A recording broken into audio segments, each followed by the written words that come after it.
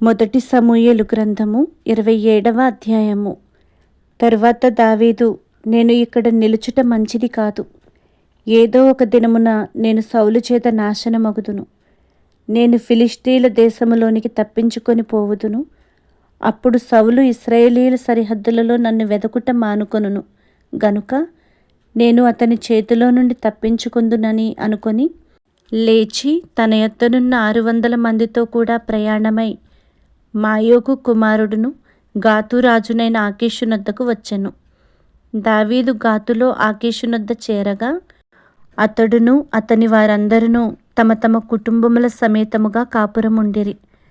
యెజ్రెయేలీయురాలగు అహీనోయము, నాబాలు భార్యయ్యుండిన కర్మెలీయురాలగు అబీగయీలు అను అతని 2 భార్యలు దావీదుతో కూడా ఉండిరి.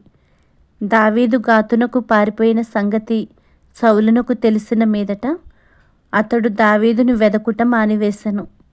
అంతటా దావీదు, రాజపురమందు నీ యొద్ద నీ దాసుడనైన నేను కాపురము చేయనేలా?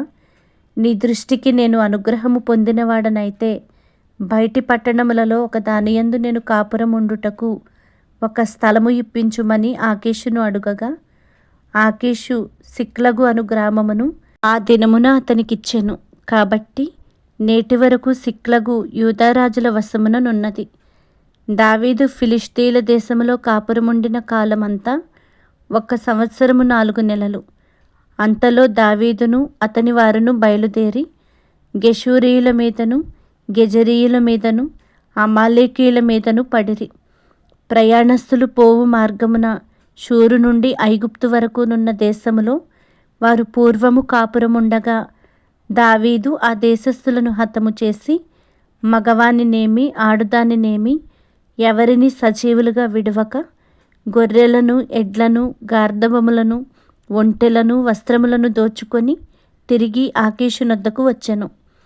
ఆకీషు, ఇప్పుడు మీరు దండెత్తి దేశములో జొరబడితిరా అని దావీదును అడుగగా, దావీదు, యూదా దేశమునకును యెరహ్మెయేలీయుల దేశమునకును కేనీయుల దేశమునకును దక్షిణముగా మేము ఒక ప్రదేశములో చొరబడితిమనెను.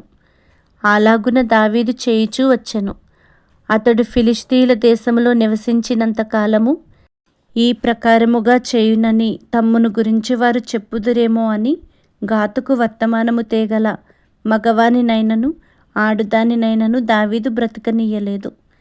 దావీదు తన జనులైన ఇశ్రాయేలీయులు తన యందు బొత్తిగా అసహ్యపడునట్లు చేసెను గనుక అతడు సదాకాలము నాకు దాసుడుగా ఉండునని అనుకొని ఆకీషు దావీదు మాట నమ్మెను.